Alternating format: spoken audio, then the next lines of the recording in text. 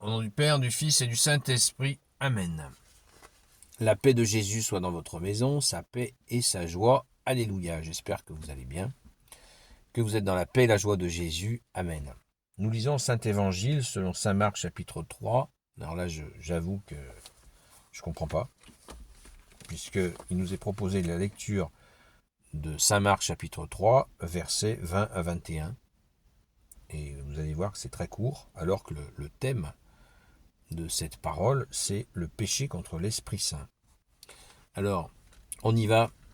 Que ta parole, ô Jésus, orne dans mon esprit, que ma bouche proclame ta parole et que mon cœur l'accueille. Amen. Jésus revint à la maison. De nouveau, on s'y retrouva en grand nombre, si bien qu'il ne pouvait même plus manger. En apprenant cela, les siens vinrent pour le reprendre, car il disait, il a perdu la tête. Au même moment, les maîtres de la loi, qui étaient descendus de Jérusalem, affirmaient « Il est possédé par Belzéboul. C'est le chef des démons qui lui permet de chasser les démons. » Il les fit donc approcher et commença à raisonner avec des comparaisons. Comment Satan peut-il faire sortir Satan? Si l'on est divisé à l'intérieur d'un royaume, ce royaume ne peut tenir. Si l'on est divisé à l'intérieur d'une maison, cette maison ne tiendra pas. Et si Satan s'en prend à lui-même, il s'est divisé, il ne tiendra pas. Il est fini. Personne ne peut entrer dans la maison du fort pour piller ses affaires sans avoir d'abord ligoté le fort. Alors seulement on pillera sa maison.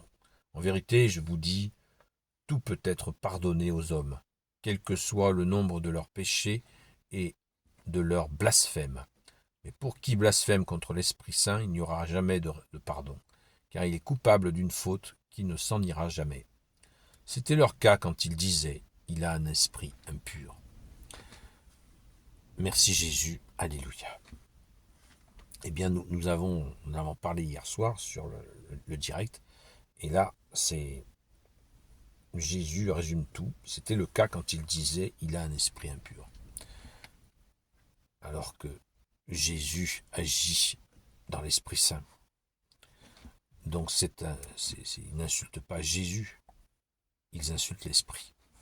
Et ça, pas de rémission, pas de pardon pour ça. C'est ainsi, Jésus a précisé dans une autre séquence, celui qui insulte le Père, s'il demande pardon, sera pardonné. Celui qui insulte le Fils sera pardonné, s'il demande pardon. Voilà, c'est dit, et il y a dans l'Église catholique controverse. Il y a des gens qui disent, mais non, le blasphème contre l'Esprit Saint, c'est quelque chose de beaucoup plus large. Et voilà. Personnellement, je n'adhère pas à cette compréhension. Là, c'est net et d'équerre. Jésus le dit, c'était leur cas quand il disait, il a un esprit impur. Voilà. Là, c'était leur cas. Ils ont dit ça. Ils ont dit ça. Ils ont osé dire ça. Jésus nous donne le baptême. Rappelons-nous de ce que disait Saint Jean-Baptiste.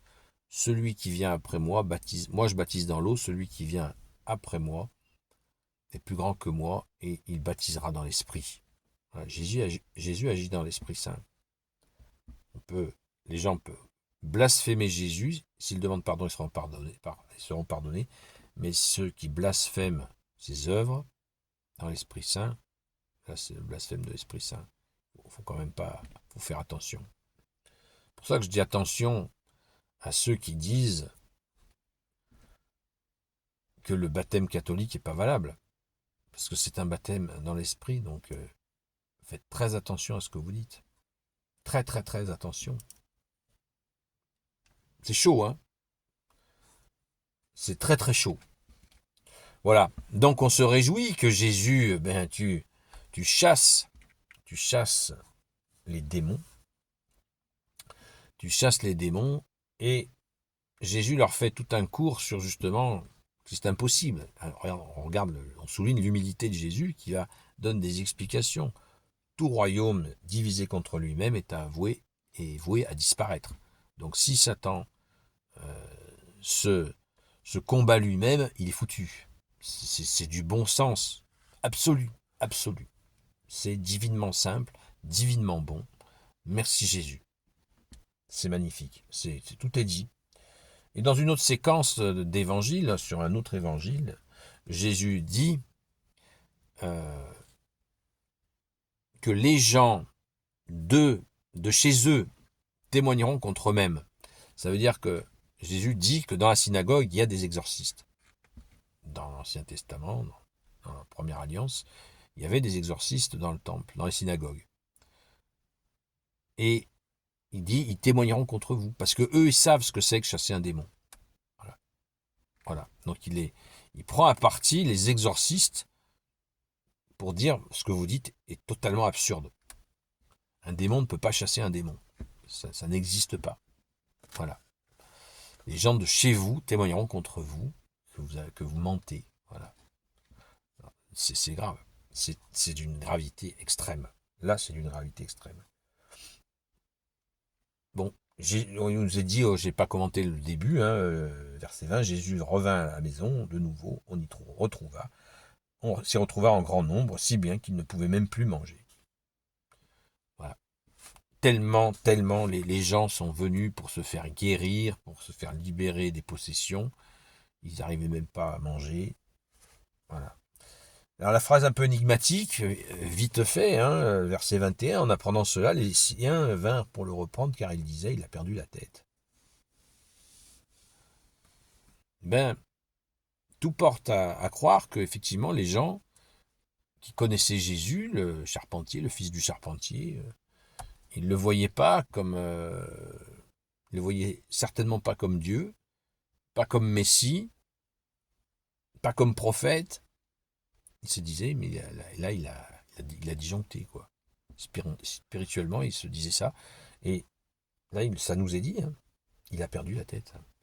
Donc les gens qui vivaient avec Jésus ont découvert sa messianité, sa divinité.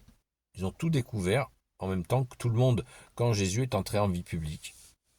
Vous imaginez le choc? Enfin, nous imaginons le choc. C'est quand même important à souligner. C'est de la même manière, notre Sainte Mère Marie et Saint Joseph ont découvert aussi. Ont découvert bien des choses. Malgré qu'il y ait eu l'archange Gabriel qui a annoncé, on voit quand le vieux Siméon parle à notre Sainte Mère et à Saint Joseph, ils sont touchés, certainement troublés. Donc tout est merveilleux, et si c'est ainsi, c'est pour de bonnes raisons. Voilà, amen. Loué sois-tu Jésus, gloire au Père, au Fils et au Saint-Esprit, maintenant et toujours et pour l'éternité, amen. Ô Jésus, toi qui peux tout et qui porte tout, toi le Sauveur, toi l'Emmanuel, je te confie toutes celles et ceux qui regarderont cette vidéo, ainsi que leurs proches, selon ta seule volonté, ô Jésus. Sainte Marie, Reine des cieux, toi l'Immaculée Conception, toi qui écrases le serpent, toi qui as la lune sous tes pas, toi notre Mère, Notre-Dame, Saint Joseph, toi le juste et le saint, toi le sage, toi la terreur des démons, toi le saint gardien de la Sainte Église catholique apostolique, Sainte Marie-Madeleine, notre chère sainte patronne, et vous, tous les saints et saintes, amis de toi Jésus, Saint Michel Archange, Saint Gabriel Archange, Saint Raphaël Archange, et vous, tous les anges qui te servent au Jésus, je vous confie toutes celles et ceux qui regarderont cette vidéo, ainsi que leurs proches, selon ta seule volonté, ô Jésus. Je vous dis à très vite. Merci Jésus.